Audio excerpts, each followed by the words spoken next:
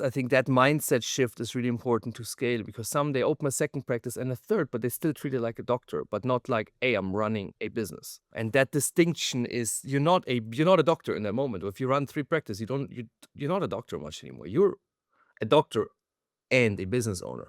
Work on the business. So I think for any practitioner to ask, like, how much time am I spending in actually improving the business? Not just being in it and serving all my clients, because it's very hard as a doctor to actually step out and look at your business from the outside and actually say, okay, what do we need to improve? My bosses Yeah. just made it more beneficial for me to share than to hoard the Yeah. knowledge. That was it. But if the system incentivizes hoarding knowledge, then you're gonna have a real trouble. That was, I think, the magic of Uber, because like, hey, this guy in whatever Manila invented some crazy new thing, and then he's running around. He's like, guys, look at this crazy thing I found out. You gotta try it.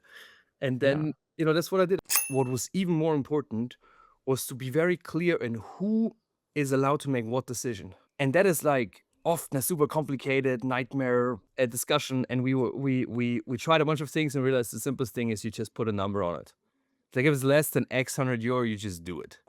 Hello, everyone, and welcome back to Scaling Practice Management, the show where we help practice managers grow smarter, not harder. My name is Jakub Grajcar. I'm the head of marketing at Talkie AI, where we help medical practices stop the phone from ringing off the hook and unburden their front desk team with our AI medical receptionist agents. And we're already helping over 300,000 patients every month. My guest today is Cornelius Schmahl.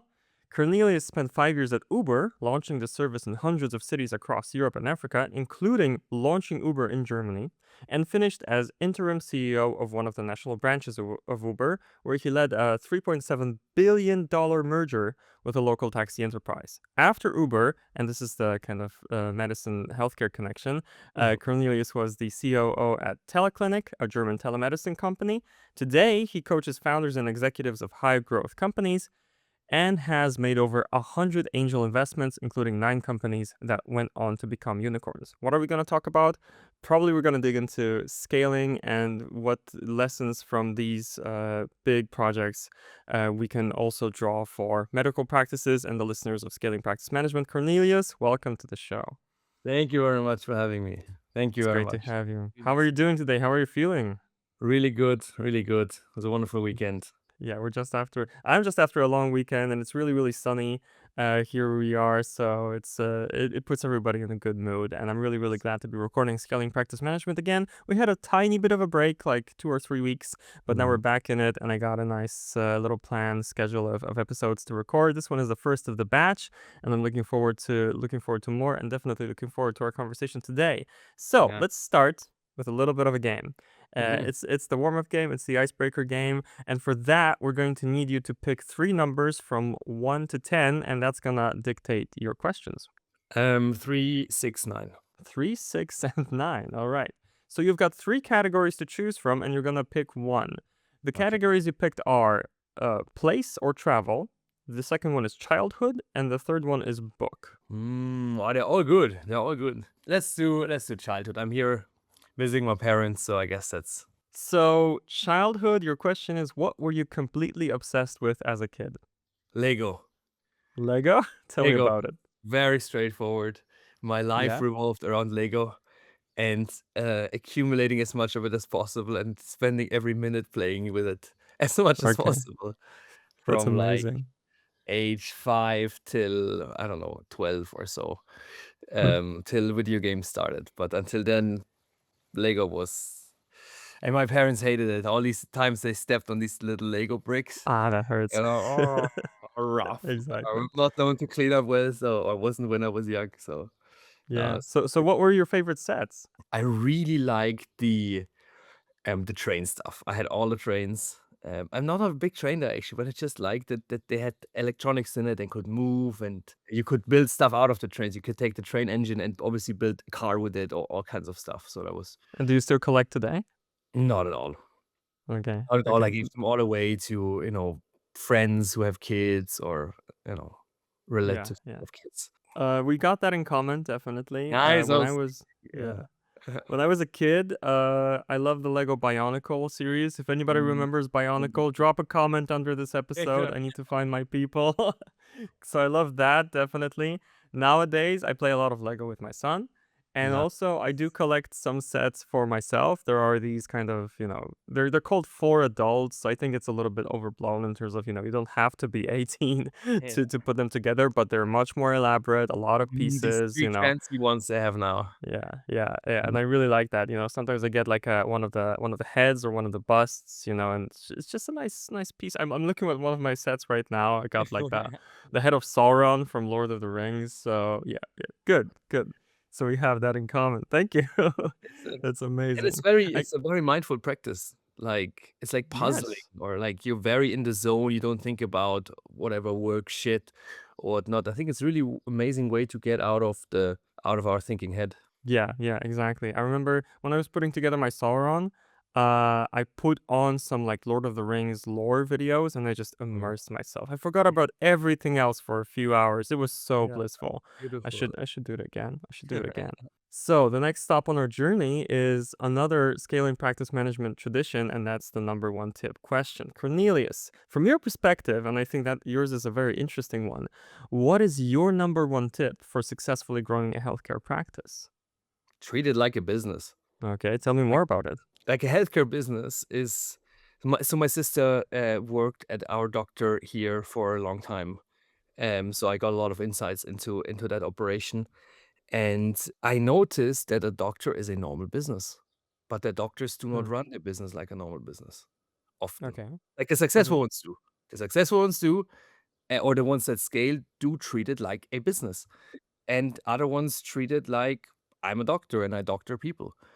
And that's I think that mindset shift is really important to scale because some they open a second practice and a third, but they still treat it like a doctor, but not like, hey, I'm running a business. And that distinction is you're not a doctor in that moment. If you run 3 practice, you don't you're not a doctor much anymore. You're a doctor and a business owner. So what do you think are the, you know, pun intended, symptoms of that? If I'm a doctor and I'm at these, 3 locations, how do I know that I'm not running it like a business, and how do I change it back? I think first of all, a system once you it's just like I noticed that doctors are very similar to restaurants actually when they scale. In terms of the behavior of the owner and the problems that happen, it's very similar to restaurants. So they can learn a lot from restaurants. Very people heavy, very operationally heavy. Like you need locations. It's pretty similar and compared to other businesses, it's pretty similar. And the key thing is that you need systems. And what are the systems a symbol for? The system is in a sense letting go of control. And that is usually the Mhm, biggest issue for doctors because doctors tend to be people who value control. That's why they're studying medicine and are doctors. It's not a freelance, whatever, creative designer. It's a very different kind of personality. So it's mhm, generally people who value control, which makes it harder to let go of it. And then usually the doctor makes a decision. The doctor is the boss in the operation, right? Like there's a very clear hierarchy. And when you're scaling, you need to let go of certain decisions and need to empower people, which then might mean, and that is what I saw with our doctor a lot of times, whenever he finally finds a good doctor that works for him, which would then allow him to scale, and then the doctor gets popular, then he fires them again because he gets jealous, because he oh, wants to be the coolest doctor. Yeah. interesting. And it's been like this for 20 years. So I'm friends with the son and stuff. So I've been going through this. And now finally his daughter is taking over and he can't fire her because it's a daughter. But I spoke with other doctors and they're like, oh, it's quite common because you always want to be the best doctor. And then if other patients are like, hey, I want to talk to whatever doctor that is not you, but your employed doctor, it's really triggering for doctors. So that Yeah, seems to be big bottlenecks, that letting go of control and letting someone else shine and actually treating it as a business. Like you need to advertise when you open a new location, you need to advertise, you need to do business, and you need to mhm, invest, which doctors often hesitate to invest in technology, in like software and in growth. They invest crazy amount of money in like a big medical machine. That is, that's in the habit of people. That's what you do. But to invest 50,000 euro in marketing to open up a new location is like totally crazy. yeah, Yeah, so yeah. which makes it beautiful because there is so much room to grow and there's so many roll-ups now coming in especially specialty doctors where you can do really, really well. So somebody's listening to this, probably a doctor who's thinking, okay, I might have this problem. I might not be thinking, in a systems-based fashion, or I want to treat my practice more like a business. Where do you think typically they should start, or what's the biggest mistake they're probably making right now? Honestly, it very much depends. Really, like, thinking about investing into the business, like, Right. okay, how does my business work? Someone learns about me and then comes here, and then needs to be treated as fast and as efficient as possible, Mhm. and then hopefully comes again. Like, that is my business. And so Right. what are these and so there is 4 different components, and to really or multiple different components, but I think there are 4 big ones. But, like, how do I optimize each of them? And really think about this, like, work on the business. So I think for any practitioner, to ask, like, how much time am I spending in actually improving the business? Not just being in it and serving all my clients, because it's very hard as a doctor to actually step out and look at your business from the outside and actually say, okay, what do we need to improve? Maybe we need to change the waiting room experience, or maybe we should, put up more ads so the waiting room is full. Whatever it is, automate our systems internally so our people it's not a mess in our waiting room all the time or in our reception. These kind of things. But it's hard to take a step out when you're constantly working on clients. So what really helps is taking, if you can, if depending on the practice. But there's often a practice where the doctor like, there's multiple doctors, there's multiple things, or the doctor can take 1 day off. So if the doctor can really take off 1 day, if you have already 2 doctors working for you, you can totally do it, right? It's not an it's Yeah. issue. And if the doctor takes off 1 day, just a week, to really think about how I'm gonna make this better, that alone is absolutely life-changing habit. It is impossible otherwise. If you have clients from 8 a.m. in the morning till whatever, 8 in the evening, you're not in the mind space. You're not gonna come home and have a great idea at 9 p.m. after seeing 30 clients or Yeah. patients. You cannot. Yeah, I absolutely feel that. I sometimes hear that called a clarity break. So I think that's the practice you're talking about, to step away and not work, within the business, but work more so on the business, right? Think of it as a system, as you mentioned. There's a really cool book that really came across my LinkedIn feed Mm, recently. I read it to some extent. It was called Thinking in Systems. I would really recommend it, because then you think of, of your business as a series of like inputs and outputs, and then you think of, the parts where you might be losing efficiency, or patients might be dropping off, or they might be leaving bad reviews. But yeah, you need to be thinking about it in those terms. And then yeah, mm, and I also really like what you said about the part about investing. Let's make a slight stop here and then revisit this in a mm, bit, because the next thing I wanted to ask you about is your journey, right? A little bit more context for the watchers and mm. listeners, because you're maybe not, the typical guest profile for this show. We're branching out a little bit. So tell us about your journey. You were launching, hundreds of cities at Uber, then you Mm, were running operations at a telemedicine company. Now you're mm. coaching founders. So what does your work look like now? What was the journey like? I mean, it started when I was 12, 13, and I needed money because my parents Yeah. used money to control me. They're like, "Hey, if you get good grades, you get more money." And I was like, "Well, if Okay. I work, I get a lot more money than you guys are paying me." So that's how Hmm. the journey started in terms of a Yeah, yeah. city freedom. Um, and then I went to Asia and to Asia to work there for a bit. Launched an e-commerce company, or not launched, helped launch it. And part of scaling it from like nothing to 20 million revenue in the first year. So it was super successful and really exciting experience. Then I got to Uber, as you said, it was in Germany and then in Africa and then Russia. It was really nice. And then telemedicine, how I got into telemedicine because I had a slip disc. Actually, I got the slip disc at telemedicine. I got the telemedicine because my grandpa, he couldn't leave the house anymore. Sorry. He couldn't leave the house anymore. He was very old. So I got into telemedicine. And then Right. there I had a slip disc. And then I got more into medicine topics and invested also in a bunch of medical companies. And a friend of mine runs a radiology roll up with private equity. So I'm seeing some of that in my life. But I spend now most time in helping startups scale. And it's always like a new idea, very, very crazy concept. And then, hey, how do we go from a prototype to how do we go like 40 locations in Europe or whatever, like scaling out operations. So that's what I'm dealing with most of the time. Yeah. From companies that are, very small, very, very local, like even a restaurant chain, right? It can be anything that needs to scale. And with Uber, I have a lot of operations background because less drivers and all that stuff. So that's my Yeah. daily life now. And my key thing is really working on helping people scale their internal systems, because it always falls apart. I've tried so many things. I've been doing this now for like 15 years, trying to scale some operations, and we always realize that you need some kind of internal systems to make it work. So I'm working a lot with that, especially like goal setting, OKRs. How do we align everyone to work the same direction? And we always thought it doesn't work for a lot of companies, but it turns out it works basically for everyone, or even for a doctor's practice, because there's like it changes the behavior of I'm going to work to kind of do my thing and get my money, to I'm learning here, I'm growing, and getting that Yeah, attitude is building. for any business. It doesn't matter what business you're in, that your team is inspired to work there, that they're excited to work, that they're knowing that they have something to work towards, that they feel they're progressing in life. That is helpful for any business. Doesn't need to be a startup, but what often is that it's kind of like these startups, these venture funded startups are a bit like the Formula One or rocket science, or space, exploration. Like you're Mm, using this crazy situation to develop technologies that you then bring into the broader society, because they're stress tested.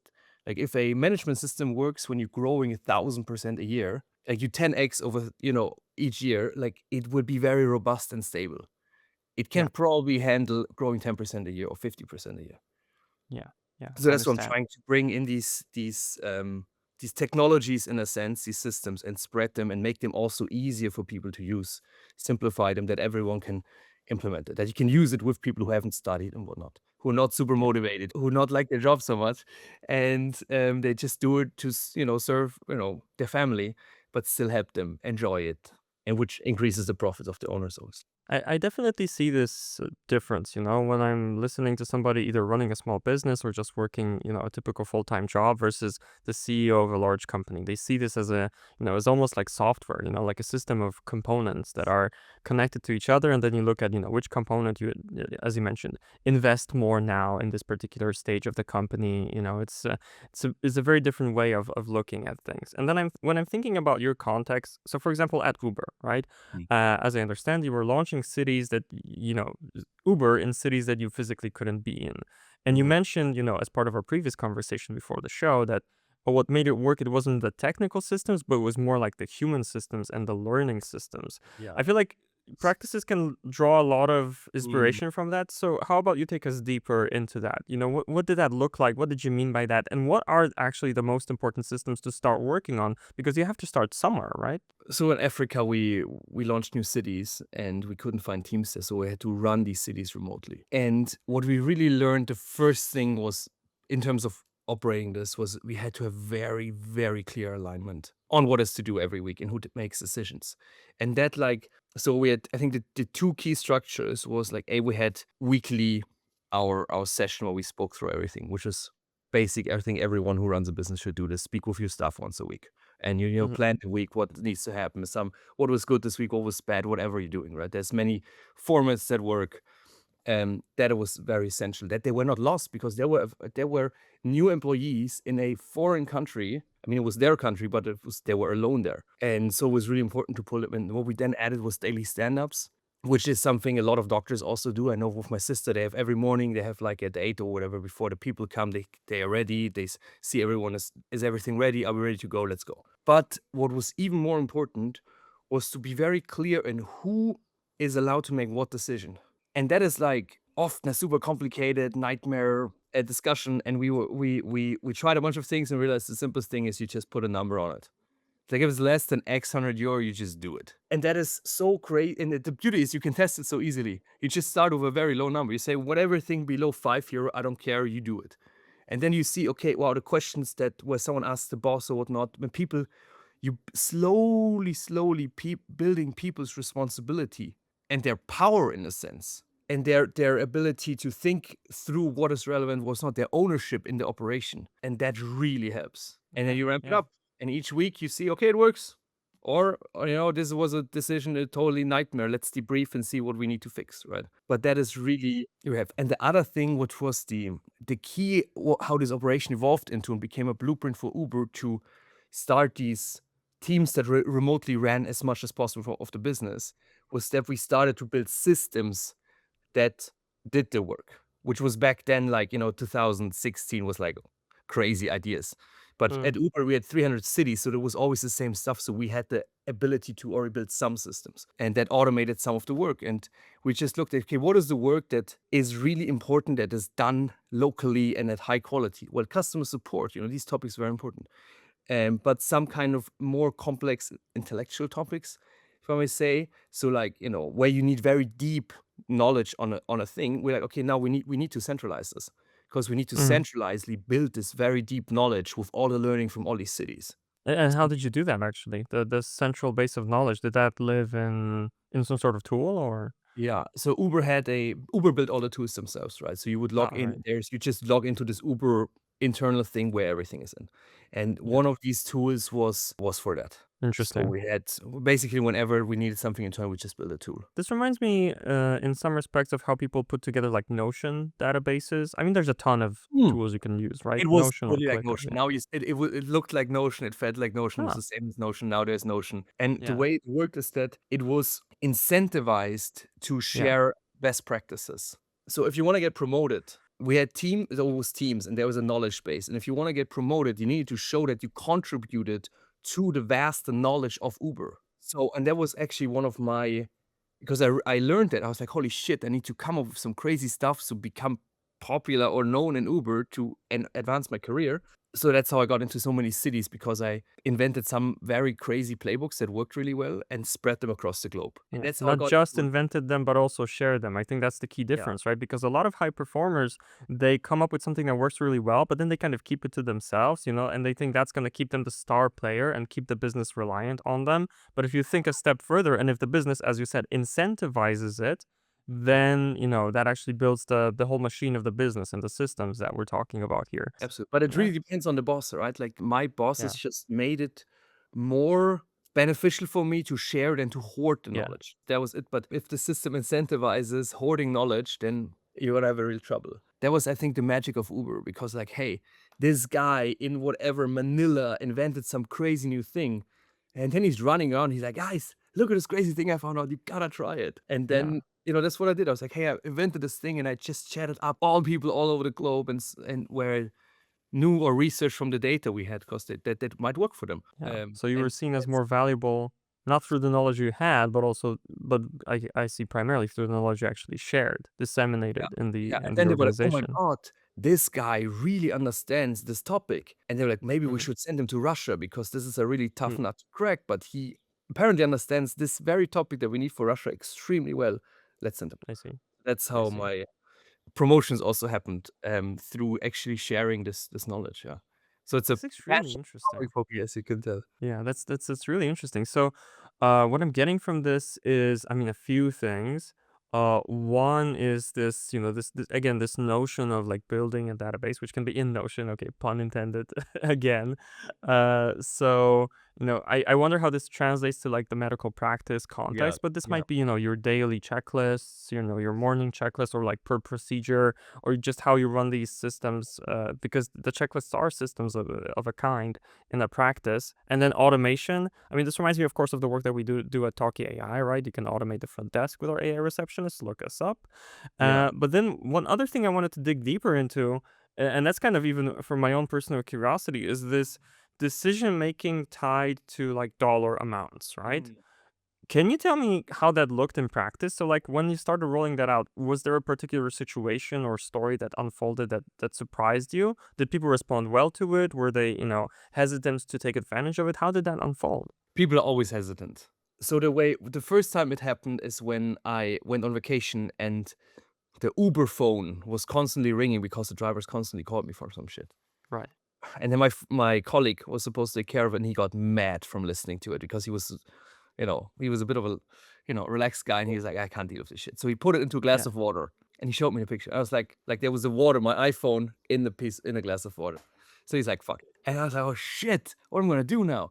So then I started making some rules where the people don't ask me anymore what to do, Mm-hmm. but be like, "Yo, if it's this topic, this is how you have to sort it." But basically, it starts from overwhelm of just questions coming and you're not getting done with your shit, and then seeing, hey, how do I codify all the stuff that comes to me? And it's so hard. Right. And like, for me, it was a bit easier because I got a lot of emails. And now with AI, it's super easy, obviously. But in a medical practice, it's all personal usually. Yeah. It's like Yeah. someone asking, "Hey, hey doc, what I need this and this. Hey, here this and this. Hey, should we buy this? It's all ad hoc. And then you, as a person, you just answer like yes, no, 20 euro, whatever, especially when you do nothing else all day. You're constantly answering and solving problems. So then really taking a step back and being, hey guys, and it's really very hard to either you force people onto it, like, yo, send me an email, which, in a medical practice, very, very hard to actually do, or you need to be Mm. extremely aware and always ask back, what would you do? That's the Yeah. main question. What would you do? That's literally the question. What would you do? But people are very hesitant to start with it usually, especially at a medical practice, because the people are so sweet and so gentle. Like people, Mm. like, I mean, what is the situation? Usually you have a doctor, sometimes one or two more female doctors, and then you have a bunch of assistants who are Mm. just very kind and sweet people, who are usually not these bullish, aggressive, "Hey, I want to make big decisions" people. And that especially, like, it would take some time, but it would be so nice for them when they're like, hey, whatever, up to $20, they can make their own decisions. They feel like kings sometimes, Yeah. depending on, how badly they were kind of not being able to make decisions before. And it's so nice for a manager to see, or an owner to see, when your people are finally doing some useful shit without you having to force them. Like when people are just naturally coming up with solutions because they're empowered, they can make their own decisions. And this creativity that it unlocks. He's like, hey, why don't we try this out? Well, it's within my 20 euro budget. Let's try it. And it's Mm. this feeling really creates the feeling that everyone in the organization is actually working towards the same goal as the owner. That is the goal Yeah. what you want to get to. And Yeah. that is often not happening in medical situations, because that's how startups work so well, because everyone gets shares. I got shares at Uber. My biggest Mhm. interest is that Uber as a whole works well, and then I get rich. If I personally get promoted or not, doesn't even make a difference. As long as Uber as a whole gets rich, I'm happy. And with that Yeah. incentive system, you get these kind of behaviors. But at a doctor, usually it's like every cent the doctor doesn't have to give to his team, he can make as profit himself, which is just a harder incentive situation to really Understand. bring in a team and then attract very good people. That definitely changes things, the incentives, and I think, this is a through line of this whole conversation. One of them is, think about the incentives that your team has. Think of, how you can reward them for the success of your whole business, other than, I don't know, end of year bonuses, because, a lot of businesses do that, but it's just this one moment in time, and because it happens so infrequently, just once a year, I don't think it lands, in that way. You can't really track it that well. But my next question was going to be, so I feel like there's this point at which you have to change your thinking. You're alluding to this kind of throughout this conversation. So, let's say you're, a medical practice owner and you've got maybe two locations, right? Really? You probably provide services at both. Maybe you've got another doctor or two in the mix, but you're kind of at this point where you can still hold everything yourself, barely answer all the questions yourself. So when you think of opening location number 3, number 5, number 7, you think, okay, I'm not going to have time for that. I'm not going to have Right. capacity for that, right? So, how does the growth proceed from there? What are some things that you haven't done thus far that you're going to have to do now? I don't know, hire Mm. a practice manager or some other things, other steps that, that would unlock this further growth. The key challenge is probably that if you have one or two or three and you're still running around between the locations, then Mm-hmm. you are always the hero, right? Mm-hmm. Like, you are the solution to the client as a doctor. Mm-hmm. And people wanna speak to the Mr. Doctor. As long as this is what you're optimizing for, in a sense, your personal, like, desireness of people, or, like, everyone wants to speak to the doctor, then it's gonna be very, very hard. But if you detach from that kind of personal identification of, "Hey, I'm the doctor who solves all these problems," to like, "Hey, I'm now running a medical practice. I'm building my chain of, like, I'm Mm-hmm. scaling myself."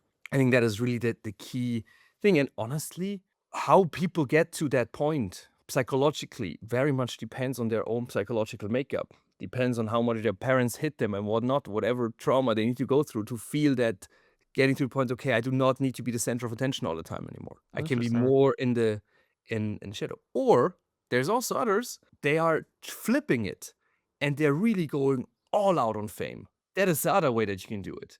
Because, some people like to be famous and known for their stuff. And then some people are like, hey, I'm like the specialist for like this crazy. My sister also worked at another medical practice, and they built a chain, and they're specializing on orthopedic surgery on the knees for athletes. So they're Mhm. now of the German tennis team. They're like the knee fixers, right?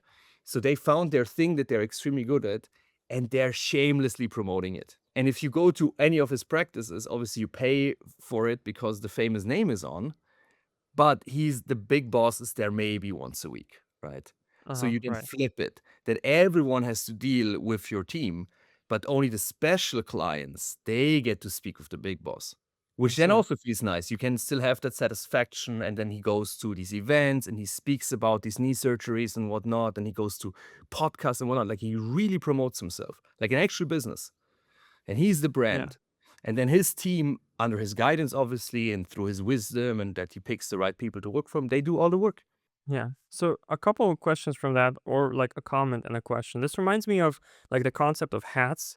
I used Mm, to work at an agency, for an agency in the US, and there was this concept of not hats but seats, right? mm, That a business has many, many seats, and in a small business, one person takes many seats, but you need to think of like the seats that you're going to give to other people and the ones you want to stay in. So for example, the marketing seat, right? mm. Some, as you mentioned, medical business owners, let's call them that, right? They want to stay in the marketing seat as long as they want because that's what they feel good at. They want the fame, as you mentioned, right?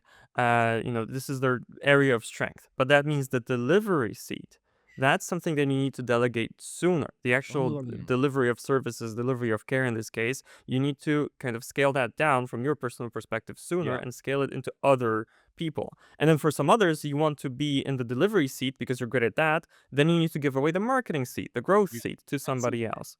And that's kind of a way to I think like about that a that. lot. I like that a lot. Yeah. And it's really a friend of mine. He always speaks about this ikigai stuff. It's like, Uh-huh. finding whatever is your thing in life, this Japanese concept. And I was Yeah. always, brushing it off. I was like, and then I finally, now after years, looked at it again. I was like, boom, that is exactly what you're talking about. It's like understanding what I need and what is my stuff that I like. So what we do that with clients, like in coaching business, like CEOs of companies. The very first thing I always do with them is I look at their calendar. We used to do that at Uber.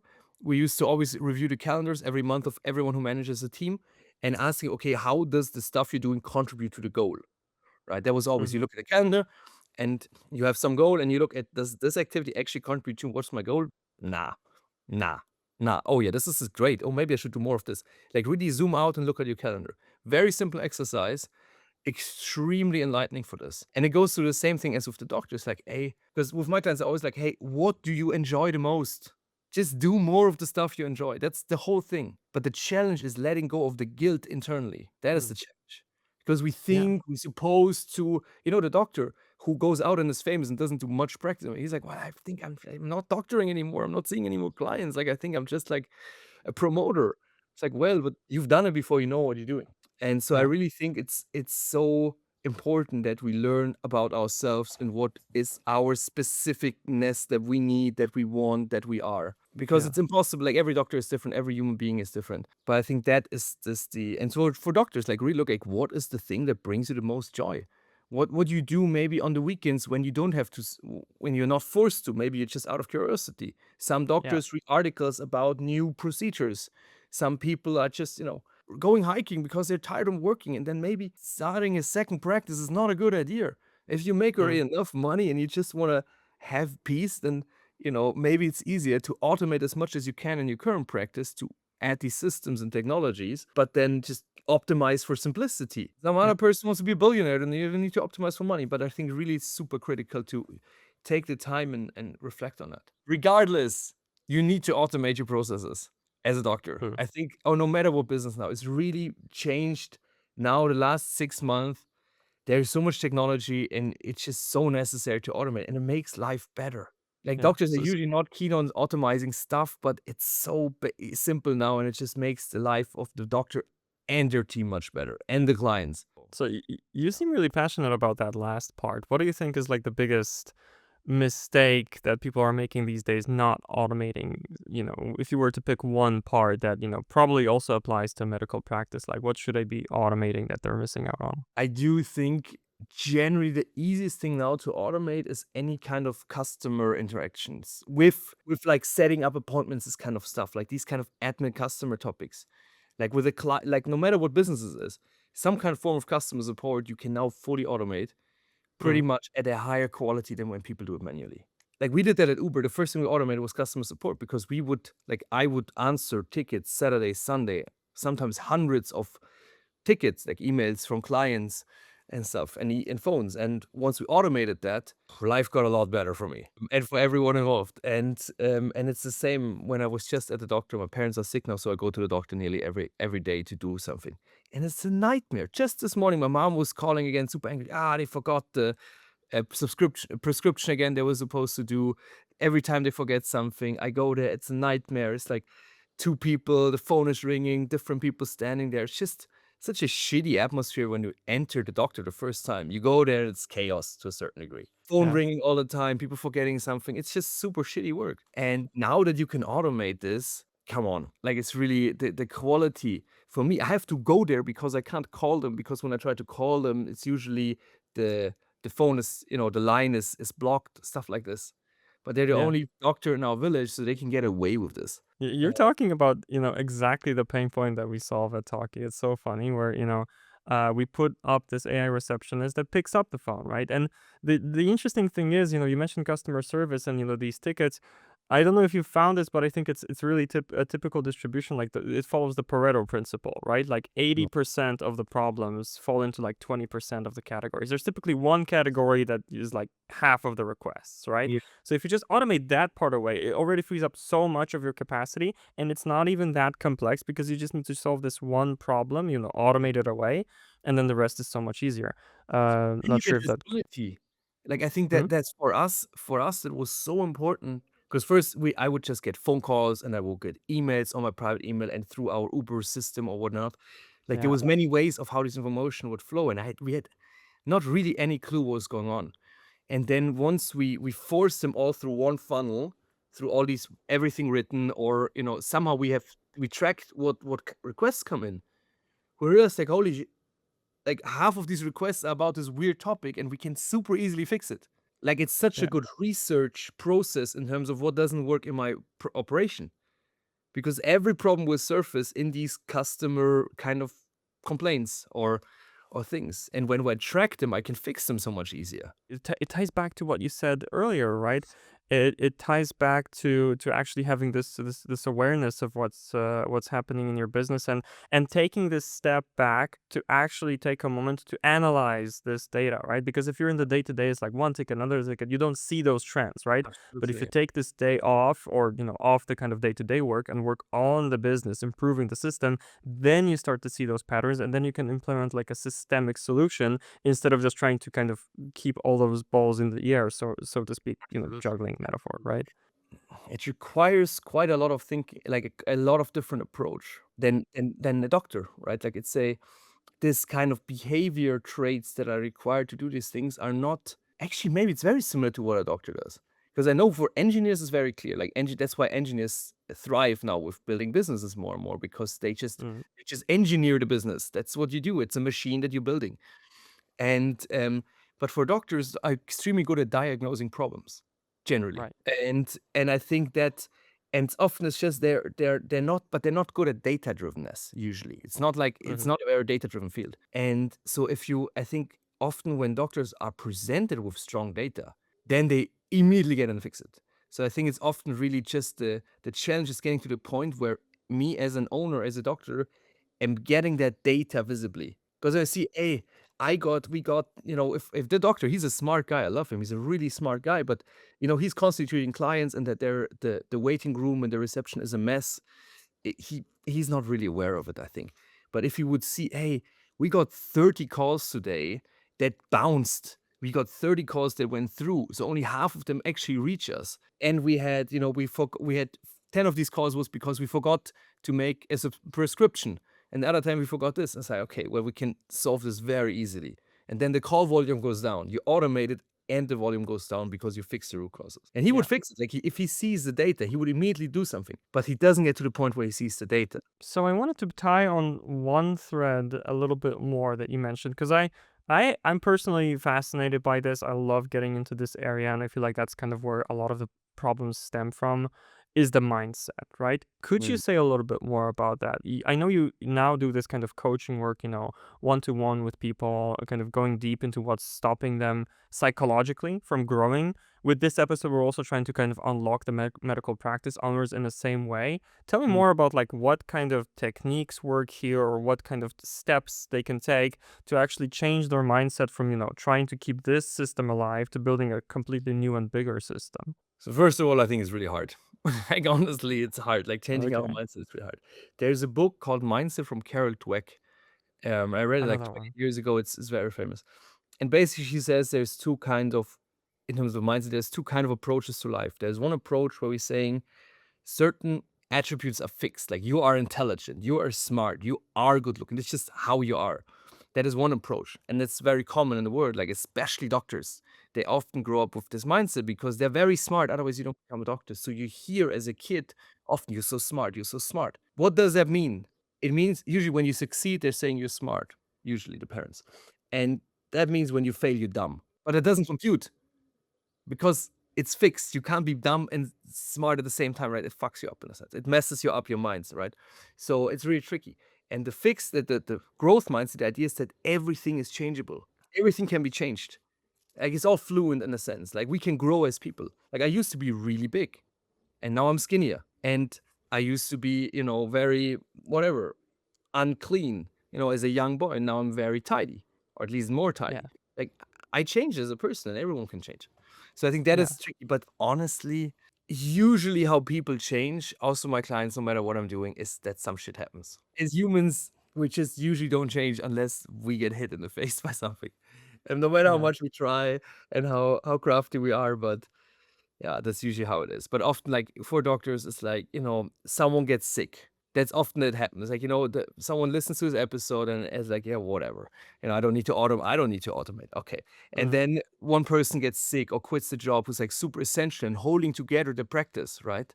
Because often the knowledge is super concentrated in there too. In most practice, there's one or two of the women that work there who knows everything and Mhm. everyone else constantly asking them for help, basically. And then this person is not there, and then you see it's an absolute mess and drama, and then the doctor's like, finally, oh man, I have to do something. But usually there needs to be some pain that first, okay, there's knowledge. Now you can automate this. I think having that vision would be amazing.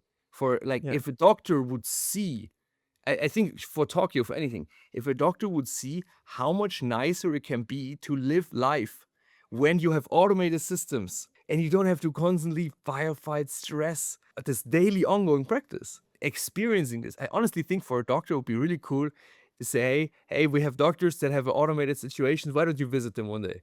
You just go there for an hour and just observe what is going on there. Draw inspiration. That can be the inciting event. It doesn't have to be necessarily painful. Although I've Yeah. noticed this, you mentioned like people running startups or large businesses, they Mm. sometimes like to kind of introduce the pain. Like they commit to something really big. They make like a huge Mm. sale and they promise some functionality that the product doesn't have yet. But well, we made the sale. Now we have to do it. It's sink or Well, swim, right?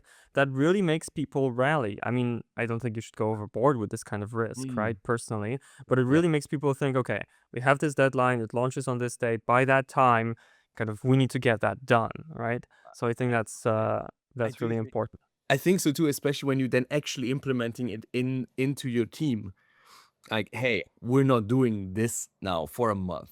Like, Yeah. hey, we're trying out to not have the phone ring all the time, but automate. We're trying it out for a month and see what happens. Because I noticed that so for a startup, I think it's these approaches I think are very valid. Like this is like burn the ships, right? We're going there, we're burning the ships, there's no return kind of operation. That's cool. Uh-huh. That is cool and that's startup-y, but you need to be in a really desperate situation to be willing to do it.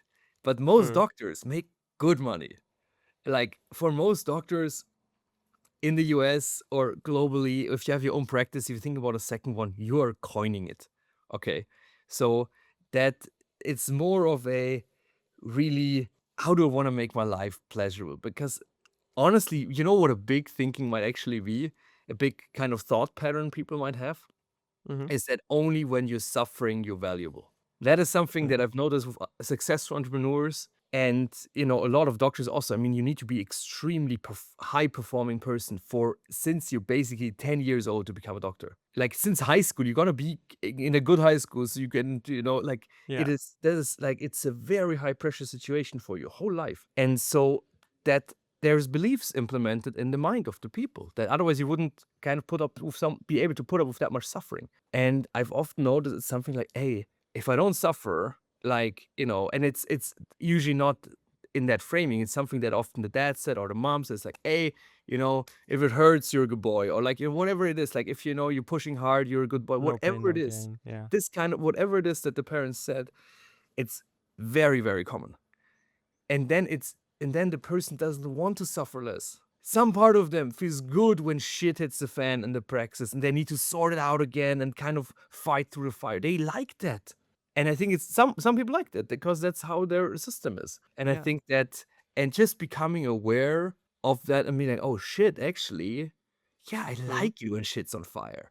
I like it when the girls come running, you're like, doctor, doctor, too many people. And you're like, okay, let me fix this. And you go Yeah. out and you're a hero. And some people like that. That's again being the hero. Yeah. Yeah. Yeah, I being the hear hero. that. And that's also cool. I think it's just as long as you know what kind of animal you are, it's good. But for the implementation, I've experienced now that doing something as a trial run is a lot easier on the team.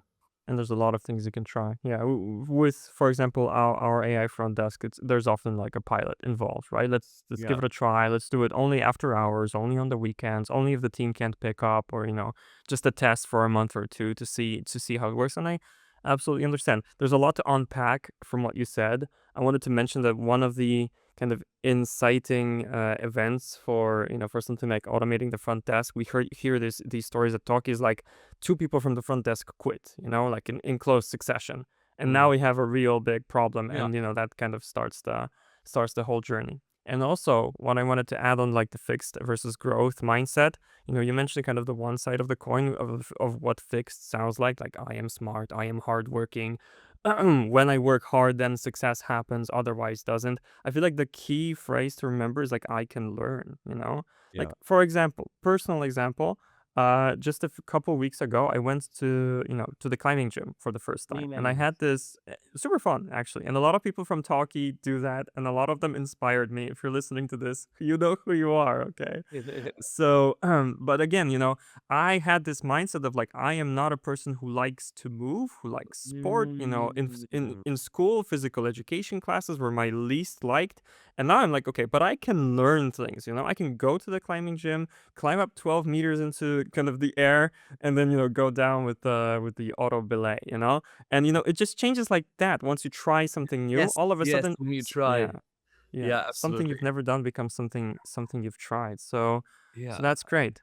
Look, Yeah. so in terms of the time constraint that we have here, we're almost at the end. So let me Mm. ask the insurance question. This is not about like insurance services, but my insurance question is, in this topic of scaling, we've talked about this problem from a variety of different angles. Do you think there's something we missed, something else that you wanted to mention, or something else that's important before we close out the episode? Actually, yes. I think when we're really talking about scaling the practice, I mean, honestly, the marketing side is usually the biggest potential in doctors. If you can run one or two practices, and you now with the automation, if you want, you can definitely, you can much easier run 5 practices than it was then now you can easier run 5 practices than 3 years ago you could run a second one with the Mm-hmm, technology that's available. But you still need to find clients. mm-hmm, And mm-hmm. they're really, especially in the medical field, the potential and upside is mind-blowing to me because there's just so few doctors, practitioners who really have a strong marketing and a strong brand building operation to bring out the thing they're doing. So I really think doctors can learn a lot from just startups, like literally just ChatGPT, like there's so many beautiful things you can do, especially in local areas. You can collaborate very well with the government. Like if I were to start a doctor's practice in a local area, I would try to do some event with the village government or whatnot, with the mayor, whatever runs around there. Just immediately bring the village and we do some event, some health event that you do. Yeah. There's like no doctor would think about doing an event with the village government to promote whatever health they're doing. which already means it's gonna be a thing, and you're gonna have a full house probably if you do it smart. Yeah, Like these yeah. kind of things, and there's so much doctors can do, and it's really cool because you're talking with physical people. It's about health. People get excited about it. You do your whatever Saturday morning run. You do your run anyways. You do it in the village. You bring all of a sudden 20, 30 people, 50 people in the village run with you every morning.